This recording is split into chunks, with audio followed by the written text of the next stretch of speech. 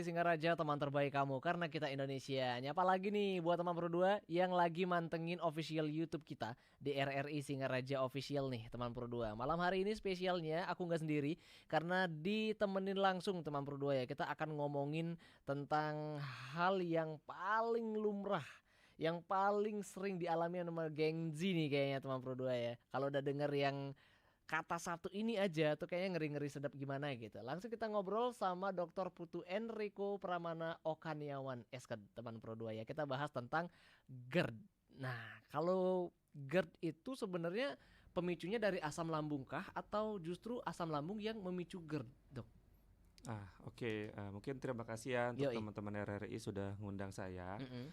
Nah, untuk GERD itu sendiri, itu sebenarnya itu pasti berhubungan dengan asam lambung. Ya. Nah, tapi mungkin dari definisi dulu deh. Mm-mm. GERD itu apa sih? GERD itu adalah kalau kita pakai bahasa kedokterannya namanya adalah esophageal reflux disease. Jadi Mm-mm. ada reflux di sana. Ada perpindahan dari asam lambung dari Mm-mm. lambung sampai ke tenggorokan atau Mm-mm. kerongkongan. Nah, penyebabnya apa? Penyebabnya sebenarnya yang utama itu adalah eh, ada namanya celah antara tenggorokan dan lambung itu Mm-mm. jebol. Itu Oh. jebol berlubang, nggak bagus dia penutupannya. Jadi asam lambungnya yang tinggi itu naik ke atas. Apa sih penyebabnya? Bisa juga karena asam lambungnya terlalu asam itu Mm-mm. bisa mengikis dari celah itu gitu. Jadi Oh. celah itu dikikis, jadinya asam lambungnya bisa naik sampai ke atas. Oke, nah kalau GERD itu sendiri, dia ketika orang yang mengalami GERD sendiri itu dia keserangnya selain daripada di kerongkongan Hmm? itu, dia ada gini lain nggak? Ada indikasi ke organ-organ lain gitu kalau yang mengidap GERD? Nah, utamanya di GERD itu sebenarnya fokusnya itu hanya di lambung dan tenggorokan. Makanya tadi namanya gastro. Gastro itu apa? Gastro itu lambung. Mm-mm. Lalu esofagial itu ada Mm-mm. kerongkongan. Mm-mm. Jadi gastroesophageal reflux. Jadi hubungannya di dua itu. Oke, Jadi yang terkena kan di lambung dan mm-mm. di kerongkongan.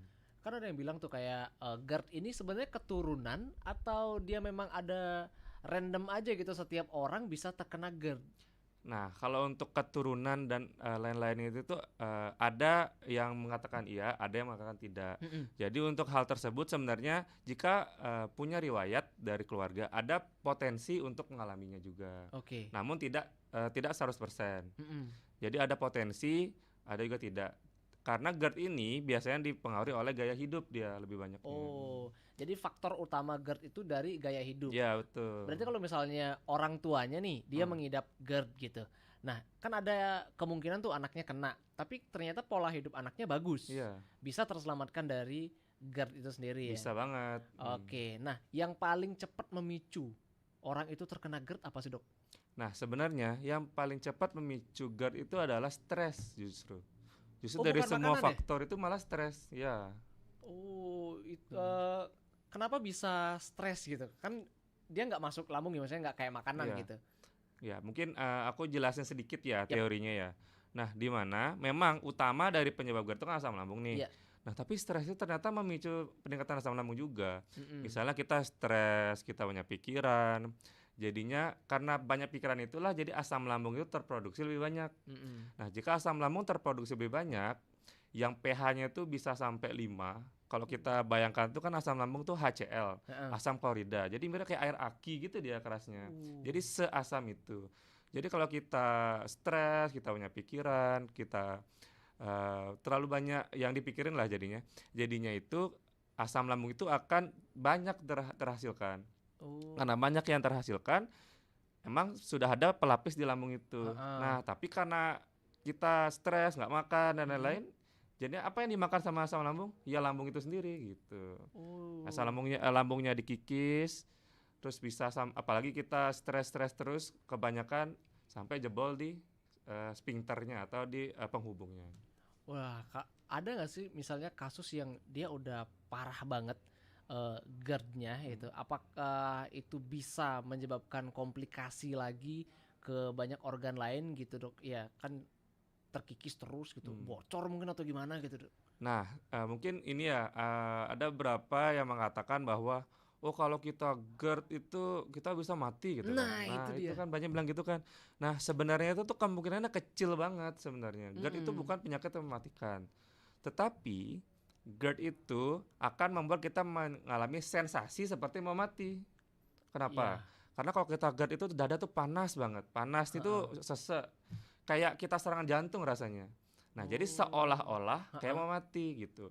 Memang komplikasi terparah dari GERD itu adalah bukan GERD-nya sebenarnya, asam lambung tinggi itu adalah jebolnya lambung. Mm-mm. Nah, tapi jebolnya lambung itu tidak semerta-merta langsung. Mm-mm. Dia akan ada prosesnya. Jadi dia tuh butuh waktu bertahun-tahun. Heeh. Misalnya kita pola makan hidupnya tuh jelek nih di umur sebelum 39 tahun gitu. Kita sebelum 39 tahun tuh masih minum alkohol, makan kopi banyak-banyak, makan asam-asam. Perut itu masih kuat dia. Nah, tapi nanti di umur 50 tahun saat tubuh sudah tidak mampu, Ya. baru sudah muncul semua. Jadi semua itu akan muncul saat usia tua gitu. Jadi terkikis itu Oh. akan pelan-pelan, sakit-sakit nyeri-nyeri dulu nyeri aja, nanti jebolnya saat udah tua gitu. Jadi nggak langsung dia Oh. bikin mati. Tapi mungkin tadi kembali ke pertanyaan kakak yang tadi Yap. ya. Untuk ke organ lain itu komplikasinya itu mungkin yang paling dekat itu ke tenggorokan. Oke. Karena tadi aku bilang kan asam lambung itu asamnya kayak asam sulfat ya kan. Mm-mm. Nah, jadi kalau dia sampai kena tenggorokan, bisa mengikis dari tenggorokan itu, bisa luka. Waduh. Makanya kita bisa batuk darah. Ya, Oh. yang paling parahnya bisa sampai kalau sampai keluar itu jadi bibirnya itu pahit. Rasanya pasti pahit dia. Oh. Iya sempet tuh ada yang dia sampai muntah dan keluar cairan kayak agak-agak kuning Iya, gitu kan. hijau. Iya Hijau itu biasanya dia. jadi kayak hijau telur asin gitu Iya, kan iya, dia iya, kan. betul. Wah, berarti itu udah sampai di tingkat yang perlu penanganan. Iya. Sebenarnya udah sampai kita tahap kena GERD aja itu harus penanganan. Karena apa namanya? GERD itu kambuh-kambuhan dia. Hmm. Jadi kalau kita tidak kelola, stresnya nggak kelola, asam lambungnya, maka penyembuhannya akan lambat. Karena asam lambungnya terus dia Oh. mengikis dari celah itu, yang celah yang Oke. aku bilang tadi. Heeh. Kalau dia terus mengikis itu, maka akan sulit sembuhnya. Nanti bisa takutnya akan mengikis di tenggorokannya gitu atau kerongkongannya. Wah, ini menarik banget teman berdua ya, dari makanan, terus dari komplikasinya dan dari penyebabnya juga ya. Nanti kita bakal ngobrol lebih dalam lagi. Aku bakal undang teman berdua untuk ikutan langsung di session live chat kita di YouTube, ataupun buat kamu yang lagi dengerin lewat aplikasi RRI Digital, aku udah open question di sana buat teman berdua. Langsung aja tanyain tentang GERD malam hari ini bareng sama Dr. Eriko. Pos jaga, pengen ngobrol sambil jaga malam. Pro 2 FM, teman terbaik kamu. Maaf di Putra di Jaga Malam, jangan galau malam-malam, nemenin teman Pro 2 kita bahas ngomongin soal GERD nih teman Pro 2. Nah kalau pemicu utamanya itu stres, terus makan itu tidak, maksudnya perannya tuh nggak segede stres gitu kan. Makanan apa aja yang bisa menimbulkan GERD? Apakah cuma pedas aja? Kalau yang asam, asin gitu gimana dok? Ya, sebenarnya makanan juga salah satu yang pemicu ya, salah satu yang apa namanya peran utama untuk pemicu dibanding stres. Tapi stres itu benar-benar sangat dominan ya. Apalagi di Gen Z itu kan yang kita udah peka terhadap anxiety, Iya, bipolar dan lain-lain iya kan ya. benar-benar. Nah, untuk makanan ya, yang makanan yang paling gede pemicunya tentu yang kita tahu semua ini ya kopi, contohnya satu, makanan pedas, berlemak. Nah, itu makanan berlemak itu tinggi menyebabkan kita bisa GERD. Terus atau Oh, apa lagi ya? Atau ada alkohol. oke. Alkohol. Kalau yang berlemak walaupun nggak pedas dia tetap ini. Ya. Kenapa berlemak itu bisa menyebabkan GERD? Karena Mm-mm. makanan berlemak itu dia dapat memperlama dari pencernaan. Nah, jadi kalau Oh. kita makan berlemak kan itu berat ya. Jadi Mm-mm. karena dia berat dan dia itu akan lambat dia dicerna. Jadi apa imbasnya? Kalau lama dia di lambung, Oke. berarti kan asam lambungnya lama juga di lambung. Iya. Nah, hal itu yang menyebabkan asam lambungnya banyak jadinya gitu. Nah, ini spesialnya mungkin teman Pro 2 ada yang dia lagi program diet atau dia lagi program bulking gitu kan. Kan itu kita disarankan kadang untuk mengonsumsi lemak juga. Lemak yang istilahnya lemak bukan lemak kotor gitu, Hmm, tapi lemak yang bersih. iya, Nah, iya, iya. itu apakah aman, Dok? Nah, untuk lemak yang biasanya cepat buat GERD itu lemak jenuh contohnya. Seperti apa? Goreng-gorengan, yang lemak yang Oke. digoreng, Heeh. yang rendah kadar proteinnya. Oh, berarti kalau kita makan yang dari kayak alpukat gitu nggak apa-apa ya? Ya, enggak apa-apa. Justru makanan-makanan kayak misalnya nih yang bagus ya, aku sekalian spill ya. Kayak alpukat, pisang Heeh. gitu. Itu tuh justru bagus. Kenapa? Karena mereka itu ada namanya kandungan alkali. Apa sih alkali itu? Alkali itu adalah kandungan yang pH-nya lebih tinggi. Oh. Jadi bisa menetralkan asam lambung yang berlebih itu. Oh gitu. Ya. Jadi real food lebih disarankan ya. Betul sekali. Nah, berarti kalau kita lihat dari fenomena sekarang gitu kan, jadi ada yang umur belasan itu mereka udah mengidap GERD, dan juga kalau mereka tuh stres dikit udah mulai apa. Menurut dokter tuh kira-kira faktor utama dari anak-anak muda sekarang gitu ya, yang biasanya kan usia tua udah mulai sakit. Nah, sekarang usia muda malah udah mulai sakit gitu. Ya, mungkin ada beberapa mispersepsi ya terkait GERD itu. Nah, jadi dikit-dikit nyeri lambung dibilang GERD, dikit-dikit dibilang apa gitu. Nah, sebenarnya seperti yang aku bilang tadi itu, GERD itu gejalanya apabila sudah ada nyeri dada yang terbakar, rasanya terbakar sampai ke tenggorokan. Nah, tapi kalau cuma seperti mah atau nyeri lambung biasa itu belum dimasuk GERD namanya. Jadi masih hanya disebut gastritis namanya. Oh gitu. Jadi ada peradangan pada lambung aja gitu. Oh ya, belum sampai ke tahap itu. Belum. Ya? Jadi kalau anak muda sih biasanya yang paling sering itu ya gastritis itu atau mah lah kita bahasa awamnya. Iya, telat makan gitu. Iya, karena telat makan. Nah, kalau kolik gimana, Dok? Nah, kalau kolik beda lagi. Nah, kalau nyeri kolik itu perbedaannya sama nyeri mah itu adalah kalau kolik itu nyerinya hilang timbul dia. Jadi itu tiba-tiba sakit gitu. Nah, kalau mah itu pelan-pelan pasti. Jadi kayak sekarang sakit, tiba-tiba keras. Nah, kalau kolik itu tuh mendadak dia. Apa yang menyebabkan mendadak? Contohnya itu ada batu. Misalnya batu saluran kencing. Kan tiba-tiba nih menyumbat. Jadi mendadak sakitnya. Pasti mendadak sakitnya. Karena kolik itulah salah satu ciri khasnya adalah nyeri yang mendadak tiba-tiba gitu. Itu beda sama mah dia. Jadi tempatnya berbeda. Kalau kolik itu biasanya di saluran-saluran berongga, bukan berongga sih, saluran yang kayak usus gitu dia. Oke. Ya, atau kalau nggak di usus atau nggak di saluran empedu, di saluran ginjal itu. Yang salurannya kecil-kecil, yang tersumbat karena batu, itu kolik biasanya. Oh, nah ada juga yang bilang kurang tidur itu bisa memicu. Nah, betul sekali itu. GERD. Itu betul. fakta atau mitos, Dok? Itu fakta banget itu, karena kebetulan aku juga mengalami ya beberapa kali ya. Karena tidur nggak bagus, makannya nggak bagus, jadinya GERD. Karena kenapa aku bisa menyebutkan diriku GERD? Karena aku sudah sampai dalam tahap tenggorokanku itu sakit kayak baret gitu, kayak ada erosi gitu. Kayak luka gitu ya. Iya, karena tiba-tiba serak gitu. Waduh. Nah, gini, sebenarnya kalau kita kurang tidur itu menurunkan dari imun kita, menurunkan dari kekuatan dari tonus itu. Apa sih bahasa ilmiah awamnya? Dari kekuatan dari penghubung tadi itu. Iya, oke. Nah, apalagi kalau telat makan. Misalnya gini, aku mungkin jelasin sedikit ya, kapan sih asam lambung itu keluar? Iya. Misalnya kita lagi lapar nih, kita lihat makanan di depan. Oh, tiba-tiba ada makanan enak nih, terus kita ngeliat tuh ngiler gitu. Saat itulah asam lambung dikeluarkan. Jadi kalau sudah kita ngiler, lihat ada makanan enak, dan kita nggak masuk makanan, jadi asam lambung itu tidak ada yang dimakan. Jadi asam lambung itu memakan lambungnya gitu. Oke, nah kadang nih ada yang dia tuh tiba-tiba malam lapar. Nah, itu baiknya gimana? Nah, itu salah satu penyebabnya begadang menyebabkan GERD. Karena kalau kita begadang pasti cenderung akan lapar. Karena asam lambung saat malam hari itu lebih tinggi daripada pagi hari. Ya, justru karena itulah mengapa kalau kita makan malam kita akan cepat lapar lagi, karena makanan itu tuh dicerna lebih cepat di sana.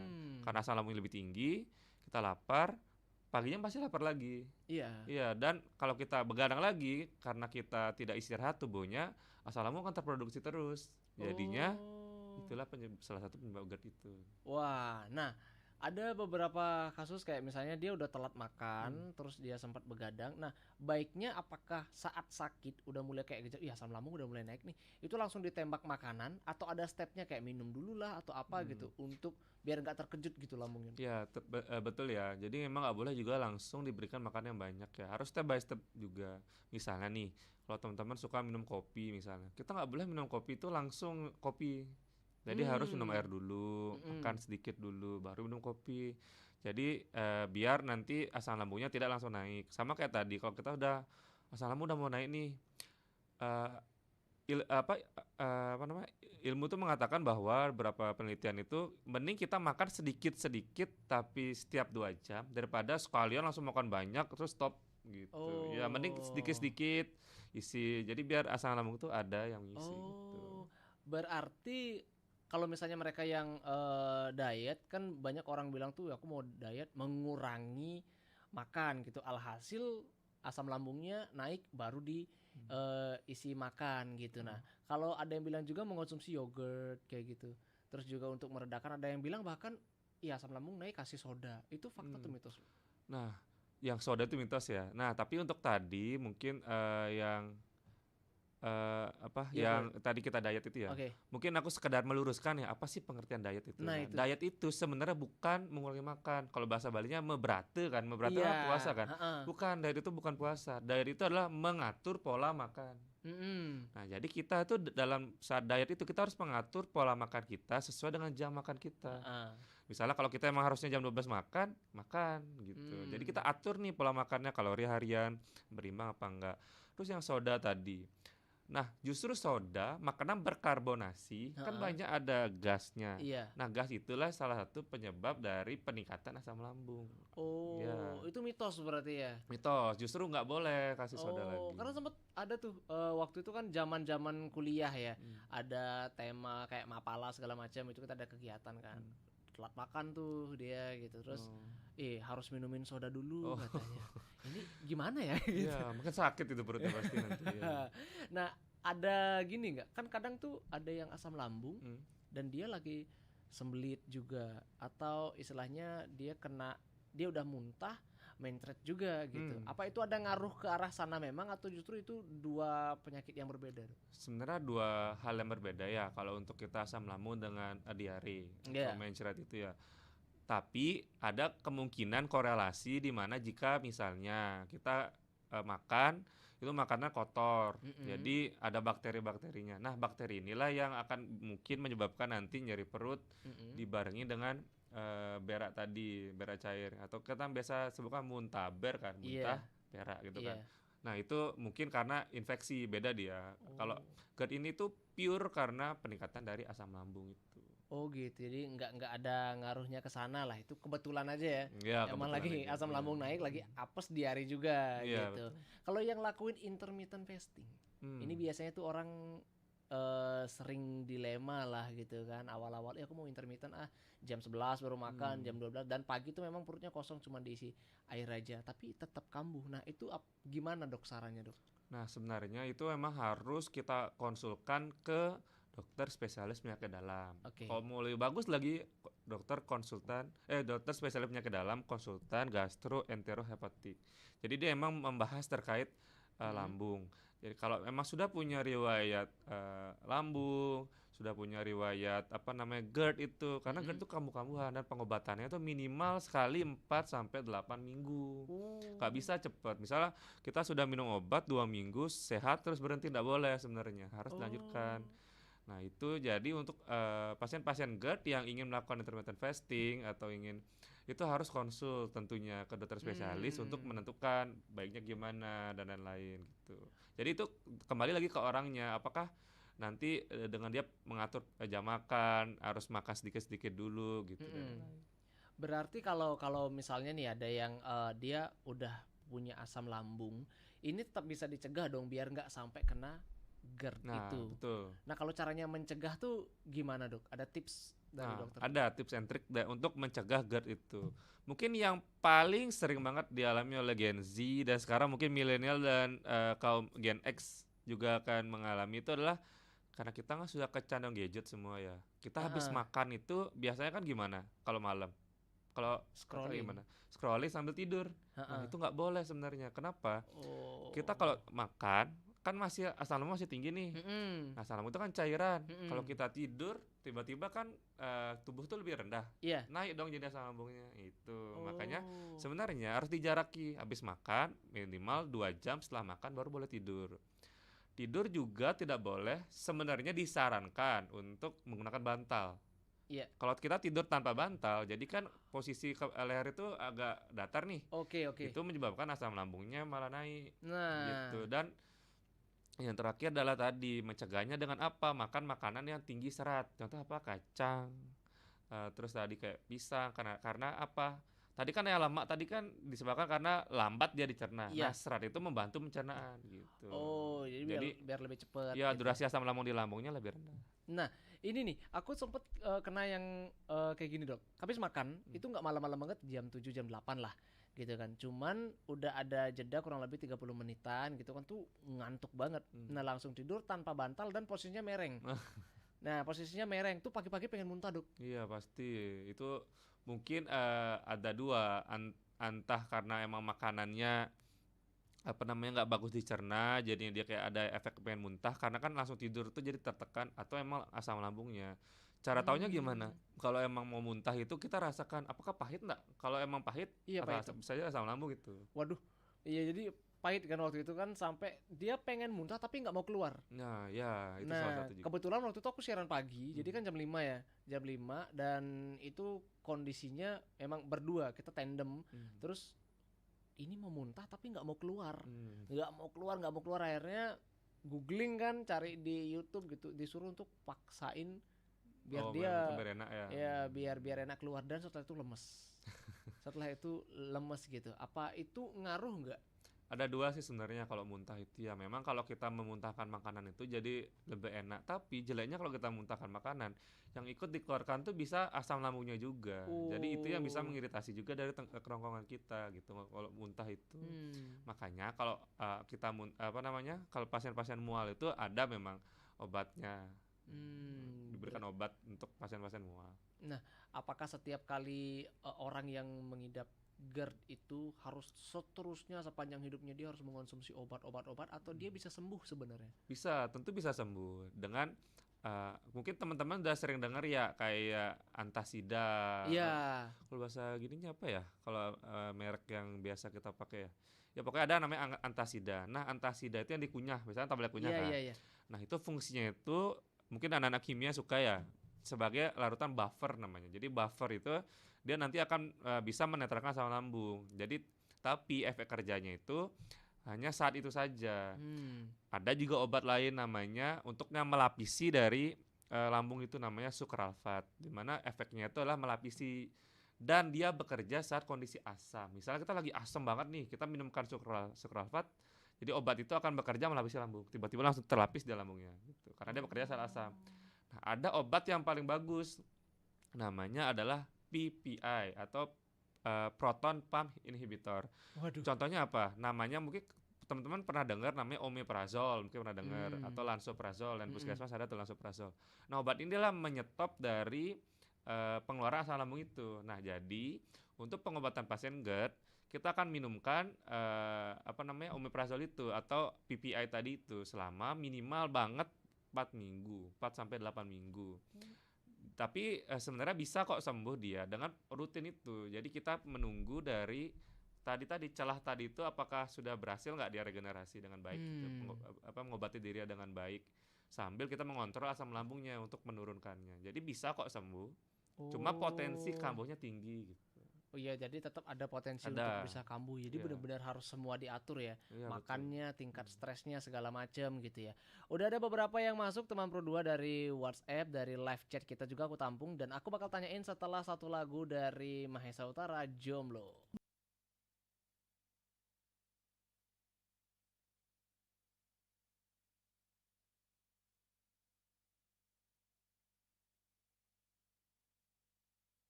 Pro 2 FM teman terbaik kamu karena kita Indonesia. Ini buat teman Pro 2 yang udah masuk di live session pertanyaan kita di aplikasi RRI Digital dan juga di YouTube teman Pro 2 ya. Aku sapa dulu buat yang udah ikutan, ada dari Imade Sudiartana teman Pro 2. Ketika sudah terkena GERD dan itu sakit banget dan kita dalam kondisi stres tuh rasanya kayak pengen pingsan dan jatuh. Apakah itu kondisi yang normal untuk penderita GERD atau gimana, Dok? Oke, ya terima kasih ya tadi ya Bapak. Untuk itu biasa ya untuk GERD itu karena yang tadi aku bilang tadi kan kondisi GERD itu kalau kita pernah mengalami GERD itu kondisi itu yang tadi aku bilang GERD itu bukan penyakit mematikan, tetapi gejala itu seperti ingin mati gitu karena memang sakit banget GERD itu karena aku sudah pernah mengalami itu gitu. Jadi tentu pasti kita akan apalagi stres ya, itu yang aku bilang tadi, dimana kalau kita sedang stres justru akan malah memperparah dari gejala itu. Jadi kita malah makin kepikiran dan lain-lain. Tentu kita akan mengalami gejala-gejala seperti itu, tapi tidak perlu khawatir karena semua itu tuh ada penanganannya. Oke. Ini juga ada pertanyaan dari Indra. Aku udah sempat konsumsi omeprazol. Apakah obat ini punya efek samping dan gimana cara menangani efek sampingnya? Karena aku rutin Kak konsumsinya kalau misalnya lagi kumat. Oh iya, nah untuk omeprazol tentunya semua obat pasti ada efek samping. Tetapi untuk omeprazol itu sendiri itu adalah obat yang aman. Jadi bukan obat golongan yang keras banget. Dalam artian dia bukan yang harus resep dokter banget itu enggak, karena omeprazol itu obatnya cenderung aman. Mungkin ada efek samping sedikit, efek samping yang jarang-jarang banget, langka-langka gitu. Ada beberapa efek samping yang kalau kita amit-amit lagi nggak hoki atau kena lepetan lah bahasa Balinya ya. Mungkin ada beberapa yang kayak penyakit kayak yang genetik dan lain-lain itu. Tapi kalau dikonsumsi jangka panjang tidak masalah. Tapi karena yang aku gitu misalnya ke gym lah. Ya, mungkin kalau untuk pertanyaan itu tuh paling bagus banget ditanya sama ahli gizi ya. Tapi kalau untuk pengetahuan aku selama belajar, tentunya untuk mengurangi berat badan sebenarnya itu ada dua. Pertama, kardio memang efektif untuk menurunkan berat badan, untuk mengurangkan fat itu kardio. Yang kedua itu angkat beban itu bisa untuk mengurangi itu. Cuma karena ibu hamil jadi harus dipikir-pikir lagi. Maksudnya ditimbang-timbang lagi, harus konsul lagi ke ahli gizinya, dokter olahraganya, apakah efektif enggak. Tapi memang kalau angkat beban itu dia karena saat kita angkat beban tentu otot itu akan bekerja 24 jam. Karena kan kalau kita pernah nge-gym pasti sakitnya itu tuh setelah bangun kan. Karena dia saat tubuh istirahat, maka tubuh itu akan membakar dari otot itu. Jadi otot itu yang dibakar akan digantikan dengan otot yang baru. Nah, berkaitan dengan tadi tentunya kedua hal itu bagus, tapi yang paling bagus itu apa? Mengatur pola makan. Mengatur pola makan itu yang justru yang paling benar, dimana kita harus mengatur pola makan kita agar bisa untuk mencegah tadi. Jadi olahraga, kalau kita udah olahraga rajin dan lain-lain, tapi kalau kita nggak atur pola makan sama dengan bohong. Gitu. Iya, itu dia, balik lagi teman Pro 2, mengatur pola makan jadi nomor 1. Jadi nggak apa-apa tuh kalau misalnya ikutan FOMO, aduh aku gemuk banget, aduh nih berat badan tiba-tiba naik, aku punya asam lambung segala macem, ya aku gendut nggak ya ini, akhirnya memaksakan memforsir untuk aku harus olahraga, ikut FOMO ini, makan jadinya ekstrim. Yang awalnya biasa satu hari itu makan 3 kali, bisa sekali makannya. Dan pagi sama sekali nggak makan, ikutan FOMO-nya intermittent fasting segala macam gitu. Jadi perlu digarisbawahi ya teman Pro 2, udah saran dari Dokter Riko tadi gitu. Lanjut ada lagi, ini pertanyaan dari WhatsApp teman Pro 2 ya. Aku nitip Kak satu. Sebagai orang yang belum pernah mengidap asam lambung tapi suka makan pedas, ada kemungkinan nggak katanya? Mungkin dia suka makan pedas kali ya, tapi belum pernah kumat gitu. Ya, tentu semua makanan tuh ada potensi. Nah, tapi kalau memang kita masih kuat nih dan kita makannya di saat yang tepat itu. Misalnya kita makan pedas itu di saat memang lagi asam lambung nggak lagi tinggi-tingginya, itu nggak masalah karena justru ada beberapa makanan yang kita tuh rasanya kayak asam nih, tapi saat di metabolisme rupanya dia basah. Contohnya apa? Contohnya lemon kan kalau kita minum lemon tuh kan pahit kan asam banget tuh. Karena ada citrusnya di sana. Tapi sebenarnya lemon itu jika kita masuk ke tubuh dan di metabolisme oleh tubuh, dia akan menjadi alkali yang tadi aku bilang. Alkali itu efek basa, ada efek basanya gitu. Justru dia begitu efeknya. Nah, sama kita balik lagi ke tadi untuk yang pedas-pedas ya. Ada beberapa yang memang lambungnya itu masih kuat. Jadi dia untuk masih muda itu masih kuat. Tapi karena masih muda, lambung masih bagus, pola hidup masih bagus, masih kuat dia. Tapi semua itu akan terbayarkan di usia yang lanjut. Misalnya kalau kita masih suka banget nih pedasnya, misalnya beli samyang level 10 gitu, level 15 itu misalnya, kita doyan banget.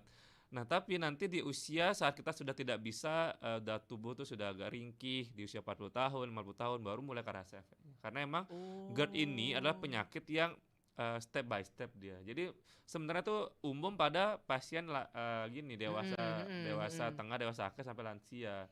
Misalnya anak muda itu jarang karena masih bagus. Oh, justru efeknya di masa depan ya? Iya, di masa depan. Padahal secara logika kita makan mie pedas, makan doyan ngerujak, apa makanan pedas segala macam yang asam lah dan juga di usia muda tuh kayak usia masih 20-an gitu kan. Itu kan habis dimakan, dicerna keluar, makan, cerna keluar. Kenapa efeknya bisa timbul di usia 30-an, 40, 50 justru?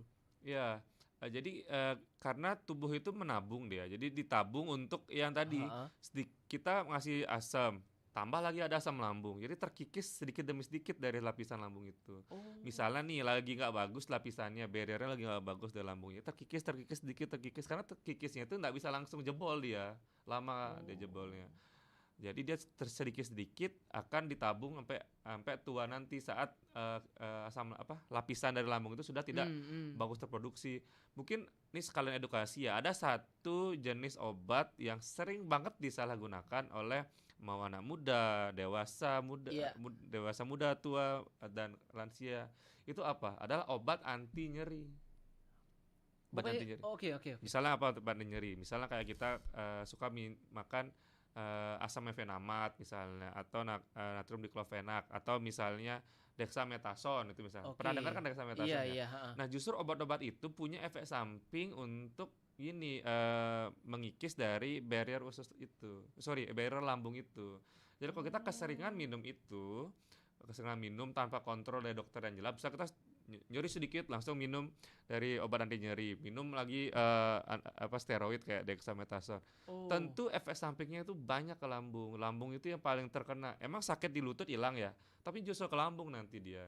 Itulah yang sangat menyebabkan lambung itu jadi bocor gitu. Wah, ini mungkin banyak yang belum tahu ya Iya. tentang ini ya, karena kan kita pengennya instan. Sakit nggak kuat nahan, obat biar cepet gitu. Iya. Ternyata tuh berdampak. Nah, terus solusinya gimana, Dok, untuk yang sering mengonsumsi obat-obatan itu dan biar nggak ngefek gitu? Nah, solusinya apa? Untuk pasien-pasien nyeri, tentunya itu adalah kita cari penyebab nyerinya, bukan mengobati nyeri, tapi mencari penyebab nyerinya. Misalnya kalau kita radang sendi atau yang biasa kita sebut osteoartritis. Jadi dia pelumas dari sendi itu sudah terkikis, sudah habis. Jadi kita harus Kita beri pelumas itu dengan apa? Minum suplemen sendi gitu. Misalnya nyeri karena tulang keropos dan lain-lain. Bukan kita kasih obat anti nyerinya, tapi kita kasih kalsium gitu. Atau enggak misalnya kita nyeri-nyeri punggung, nyeri pinggang gitu. Karena misalnya dulu zaman-zaman Covid new normal itu kan kuliah online, aku sempat sih misalnya waktu kuliah sambil tiduran ambil duduk kasur tiba-tiba punggung sakit. Nah, kita harus bukan fisioterapi, olahraga, peregangan itu. Jadi memang harus jangan mengobati tapi mencegah sebelum terjadi gitu. Oke, termasuk juga merawat lambung ya. Iya, Jadi betul. nabung untuk usia tua biar lambungnya nggak cepat rusak. Iya, Biar betul. di usia tua itu istilahnya kita lebih santai makan lah, membiasakan dari sekarang gitu, biar nggak makannya tuh spicy terus, Iya. makannya pedas terus, jadi dikasih makanan hambar langsung nggak nafsu makan. Iya, Yang iya. awalnya pagi tuh biasa ayam kecap, pagi tuh biasanya ini, ketika pagi dikasih pisang agak perlu penyesuaian dan adaptasi. Tapi gitu. itu wajar sih kenapa orang yang sekali sudah suka pedas tuh sampai akhirnya terus suka pedas. Kenapa? Karena emang di pedas itu ada namanya zat capsaicin. Dimana capsaicin itu adalah zat yang buat kita tuh iritasi. Jadi itu yang membuat pedas. Jadinya sensor pedas kita tuh sudah terbiasa karena sudah terbiasa teriritasi. Karena sudah terbiasa teriritasi, makanya kita sudah kekebalannya makin kuat gitu. Makanya orang yang suka makan pedas itu di bibirnya tuh udah biasa aja, tapi yang kena tuh di lambung gitu. Di bibirnya biasa, enak nih, biasa-biasa aja, tapi di lambungnya justru malah nantinya. Oke. Ini menarik nih. Kalau ketika orang itu dia suka makan pedas udah biasa nih, mesennya tuh sampai level 8, level 11 gitu kan, dia makannya habis segala macam gitu. Tapi dia nggak ngerasa sakit, Dok. Di lambung tuh dia nggak ngerasa. Tapi sebenarnya lambung itu rusak kah atau enggak? Sebenarnya bukan nggak dibilang rusak juga ya, tapi terkikis sedikit demi sedikit yang seperti aku bilang tadi. Kalau yang tiba-tiba habis makan pedas langsung jebol, enggak bisa kayak gitu. Oke. Karena harus pelan-pelan dia. Sama kayak tadi, pengobatan GERD kan pelan-pelan tuh, minimal 4 sampai 8 bulan. Penyakit GERD berubah menjadi parah juga pelan-pelan banget. Jadi enggak semerta-merta langsung gitu. Kecuali memang dia sudah emang asam lambungnya terlewat tinggi, apakah yang tadi aku bilang sudah jebol dari penghubung tadi itu, baru kalau kita kasih asam sedikit tambah asam lambung naiklah sudah dia gitu. Oke, untuk tips dari dokter untuk mereka-mereka yang harus bermutasi nih, dari yang awalnya makannya asal-asalan untuk bisa beradaptasi ke real food, untuk bisa beradaptasi ke makanan-makanan yang lebih sehat lah. Investasi sehat untuk Iya. kedepannya gitu. Ya, tentunya tipsnya ya kita harus ya kalau kata Gen Z mindset gitu. Iya. Ya, mindset ya itu betul ya, kita harus punya mindset untuk hidup sehat. Mm-mm. Ya, tapi kita tetap harus dari diri sendiri dah ditanamin dulu. Kita harus mau hidup sehat. Harus kita sebenarnya hidup sehat itu tuh bukan dari orang lain tapi untuk diri kita sendiri. Jadi kita harus menemukan motivasi dari kita sendiri Mm-mm. untuk tidur 8 jam, untuk makan makanan yang tepat waktunya. Misalnya Mm-mm. kita emang sudah jamnya makan karena kita itu punya namanya waktu-waktu tertentu. Ada dia siklusnya kita kapan harus makan, kapan nggak makan itu. Di sana harus tepat Mm-mm. waktu gitu. Ya tadi aku bilang kenapa begadang bisa bikin ya karena kalau kita begadang asal lambung produksi terus gitu kan. Jadi kita harus tidurnya bagus. Walau memang aku sendiri pun belum terlalu bagus-bagus banget sih juga ngatur pola hidup, masih sama-sama belajar ya. Iya. Jadi kita harus benar-benar bareng-bareng untuk investasi ke depan. Kan kita pengen nih umur 50 tahun tuh masih bisa main bola, Iya. masih bisa main sepeda gitu. Iya bener. Pengennya main sepeda bukan kursi roda. Iya betul. Ntar kita umur 50 tahun masih bisa masang dasi. Daripada ntar 50 tahun kita malah masang selang hidung. Aduh, gitu. amit-amit ya, Iya, semoga itu. nggak kejadian. Jadi bisa ditarik kesimpulan nih teman Pro 2, bukan harus ekstrim berubah gitu enggak, tapi sebisa mungkin diatur. Ya, pelan-pelan. Pasti pengennya makan pedas ya sesekali nggak apa-apa, Iya, tapi habis itu diredam dan diimbangi. Usahain makan berat dulu, makan yang dicerna lebih mudah, baru makan yang Betul. sekali. berat. Nggak memungkiri dong, apalagi hari raya ya. Betul. Dokter ya, hari raya tuh galongan kuningan. Waduh. Ada babi guling tuh nggak bisa tuh. Wih, jangan bisa lah sudah itu. Sudah pasti dah itu. Nggak bisa tuh, harus dicobain gitu. Harus banget. Tapi perlu dikontrol. Betul. Biar nggak setiap hari. Oke, for the closing statement dari Dr. Riko hari ini yang kita bahas tentang GERD, sampaikan sesuatu sama temen Pro 2 yang khususnya belum terkena GERD atau bahkan belum mengidap asam lambung gitu, Dok. Ya, tentu ya seperti aku bilang tadi, semua itu misalnya kayak hubungan itu harus pelan-pelan ya. Sama seperti GERD ini, itu pelan-pelan. Kita harus efek penyakitnya itu pelan-pelan, pengobatannya pelan-pelan, sama seperti mengubah pola hidup. Jadi semuanya itu harus pelan-pelan. Jadi semua yang dijalani dengan pelan-pelan tanpa tergesa, itu akan bagus. Sama seperti lagunya Juicy Lucy, tanpa tergesa. Asik. Ingat lagunya Juicy Lucy, tanpa tergesa. Betul teman sekali. Pro 2 ya, termasuk asam lambung. Thank you banget buat teman Pro 2 yang udah nonton di live kita di YouTube teman Pro 2 dan juga udah mantengin live chat RRI Digital. Jangan lupa like, komen dan subscribe video ini kalau kamu suka, dan sampai jumpa di video berikutnya. Stay tune.